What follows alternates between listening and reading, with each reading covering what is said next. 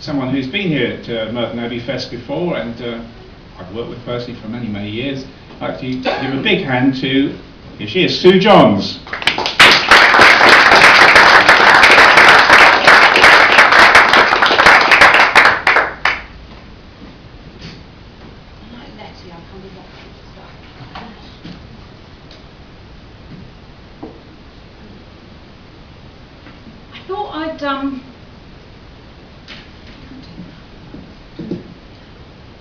I thought I'd start off my set with the Sue Johns version of the Old Testament.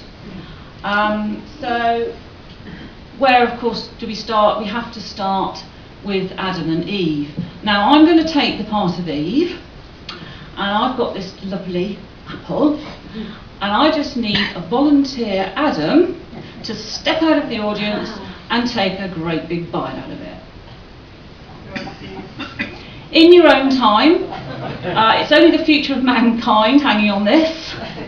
Can we have an Adam? Go on, please. Anywhere? Somebody's not in the show.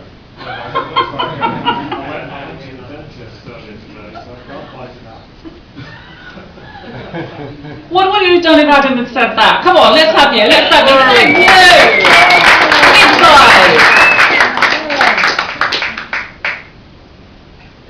It didn't take much to tempt you, did it?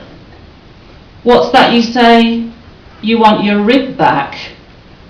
Come and get it. Come back to the garden. What do you mean, banished? I've been thrown at a scarier places than that.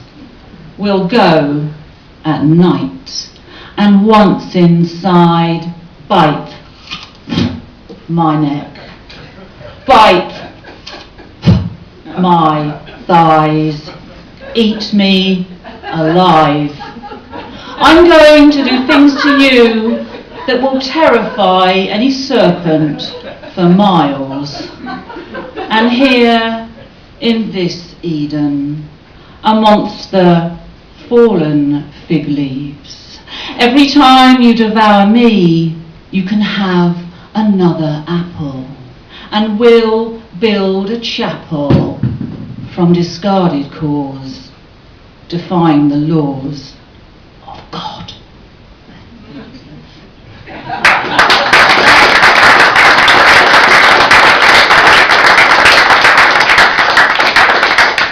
I don't think he's going to be doing that again in a hurry.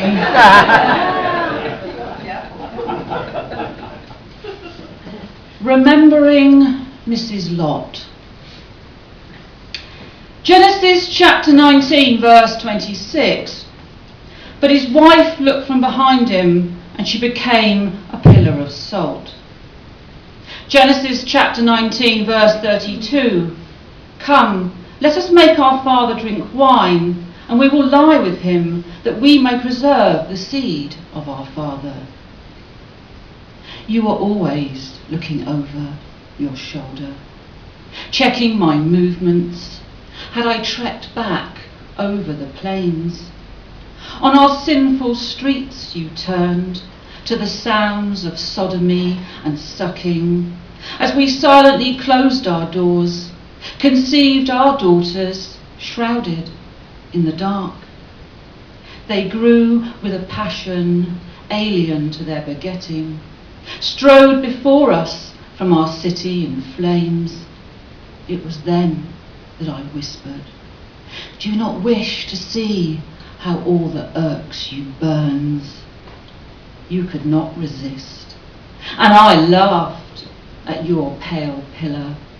The art of our maker without mercy, I laughed as our offspring plied me with wine. I had been drinking their beauty for years, and I took them, our angels, held by the hair they could not turn, just writhe and work themselves a lineage as I lit their bodies free of salt.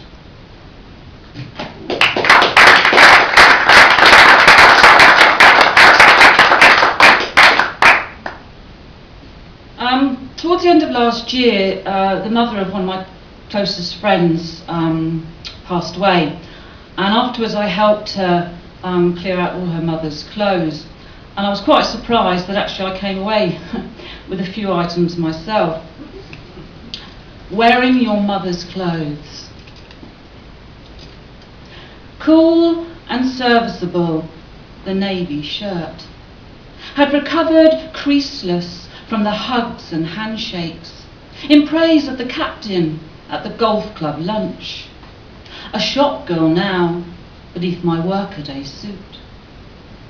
Once all at sea, the plum negligee cruised over stockinged legs, rescued the falling face powder in preparation for the upper deck.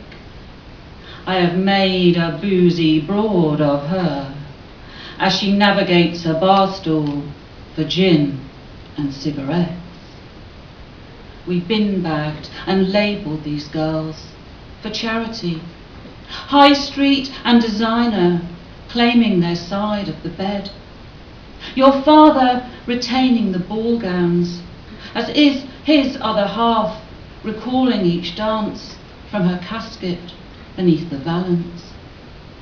The soft pastel leisure wear is its mother's daughter, petite, fit for purpose, the only child, a younger mirror image in the good coats, to be your sisters at christenings, graduations and weddings where even the bride will compliment the cut.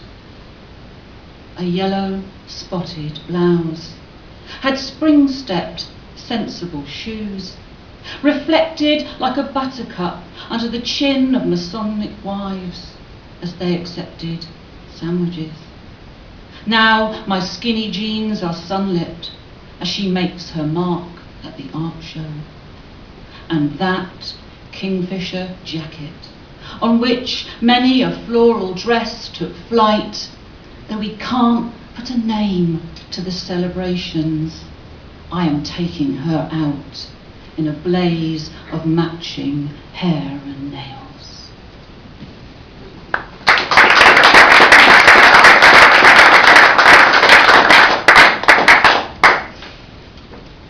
This is called Before the Pussy Riots. I don't think it needs too much explanation, but it has got some quotes in it. One from Alfred Lord Tennyson's poem The Charge of the Light Brigade, one from the Quran, and one from the Hindu Manusmriti. Before the Pussy Riots. 1. The brightly balaclavaed, ventured where intrigue capered amongst the bells and incense. Unorthodox then, to dance and punkily pray to virgin saints. When will their glory fade? Oh, what a charge they made, those girls, sentenced to sow the warp of unease, only discarding the weft of corruption to queue for gulag fare in lines as crisp as Stalinist snow. 2. To be violated was as criminal as it was to love, for the believing women who drew their outer clothes around them that they would be recognised and not molested. Freedom was claimed in dreams, behind bars, beneath burqas, as their learned sisters took to the skies with the speed of flying acid, their pages bullet-ridden, their faces a curse upon the naming of schools. 3.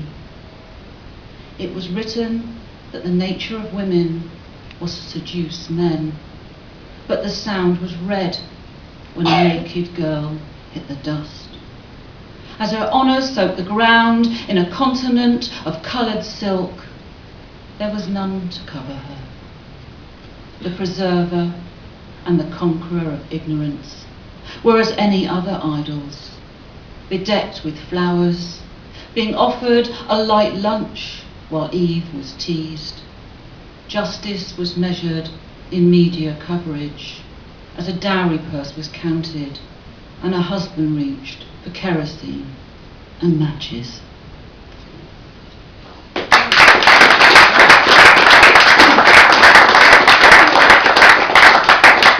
We better do something a bit lighter after that. Celebrity culture, it's everywhere, except when it comes to poets. It seems to pass us by somehow. We don't get asked for our autographs, we don't get followed around by paparazzi. So I've been trying to find a way to get around that, and this is my latest idea. I started going up to Sainsbury's up the road there on a Saturday afternoon, and I refuse to leave until someone recognises me. When will the public acknowledge I'm famous? Their denial of my literary prowess has me hanging around in supermarkets waiting to be recognised. Drawn to fresh vegetables, potato stanzas, the poetic symmetry of cauliflower. But my muse is unsettled by the area, the constant mopping, its proximity to the ringing tills. Unearthed, I opt for frozen. Here, young men toss Byronic fringes, ask why I'm inspired by ice cream. Peas, I reply, occasionally sweet corn, and you'll never make a poet with that lack of observation as the manager pleads, "Move, please, you're obstructing the access to the petit pois." Currently uprooted in continental cheeses, I observe the salads, rocket leaves in bags, half rhymes of their former selves, beetroot minus its beak. Here, a renowned poet, noted I was a local celebrity, easing me aside, heaving Roquefort, Camembert and cured de Neufchâtel into a basket bereft of greens. It was a metaphor for weighty verse, hardened arteries en route to a prize. Dismissing my suggestion of carrot batons, he made for the warmth of the bread counter.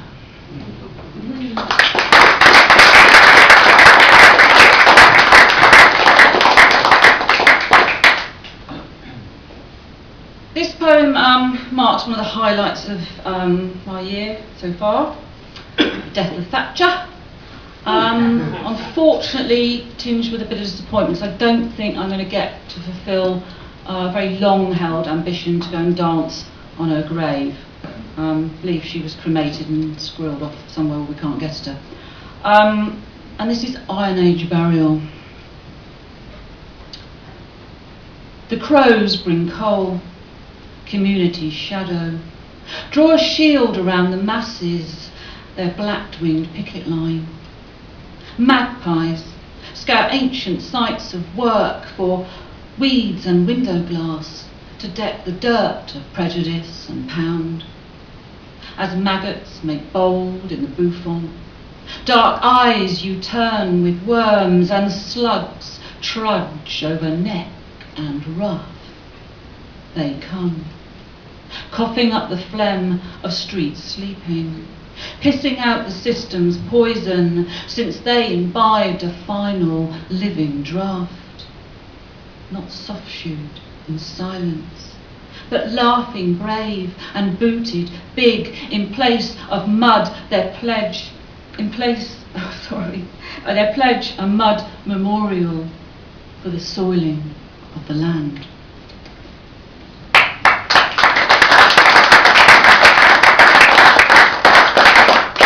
Okay, I'll do a couple more. For those who don't know me, it says on the poster anyway, I'm from Cornwall, and I don't normally read this. I think I will read this because it gives me a chance to show off this lovely anthology of Cornish poetry. Patrick's in it as well, and that will be on sale with other books in the interval. This is written partly in Cornish, and it's about the sea, but it's also about type of person we've rather a lot of in Cornwall, the second homeowner. Anmore or V, more Kerno or V, Liesden, Regameris, Thagameris, alla vie. Hag Libya the labric, plagus and barn, hag alcio, hag chio, redestruus and splan. I am the sea, the Cornish sea. I have taken many men, I can take thee. I can wet your rolled up trousers, I can bring down cliffs and houses. Clou, o lev, addi worth on tref, e alef poscaresic, o halef bos gas. War the Davis, am a hullen lower, the skevens a calenwell, loon a thouer. You come down from the home counties, by a big house built on a conservatory. Lucky you're not a local family, one room in a B&B. Take yourself to the estate agency. You've the money for all the best property, and you want to be right next to me. How silly. An moral v, more kerno or v, lius den regameris, thagameris alla v. Aglibia the labric, plagus and barn, hag alstio, hag chio, redestruus and splan. Sun and sea can make you smile though. Come and have a bob along on your lilo. Bring your picnic, park your car. Come out just a bit too far. Clou, o lev, addi worth on tref, e alef poker ethicpo, halef bos gas. War the Davis, am a hullen lower, the skevins a colenwell, loon a thouer. Hear my voice from off the beach. I can be a sweetheart, or I can be a bitch. Salty kisses on your tongue, water filling up your lungs.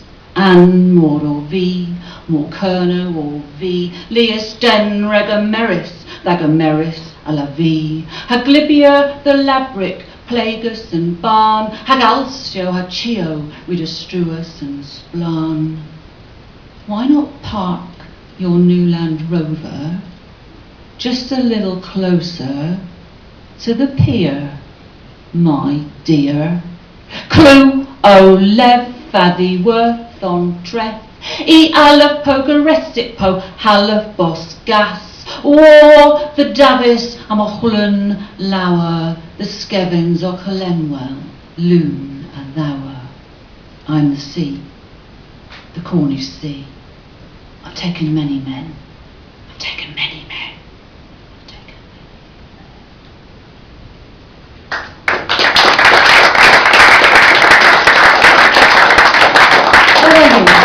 One little one to finish with. This is from my latest collection, Hush, which will also be on sale in the interval, and this is called Express Sex.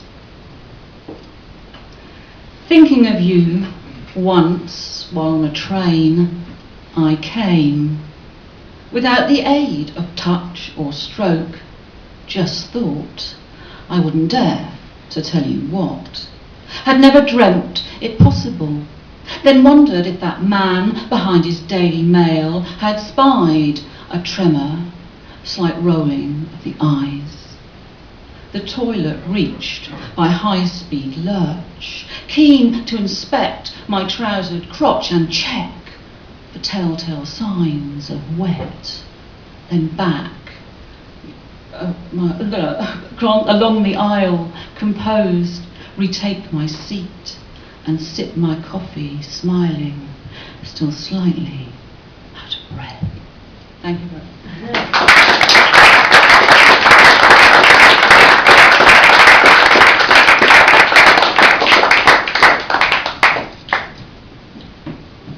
Well, that was Sue Johns. Did I mention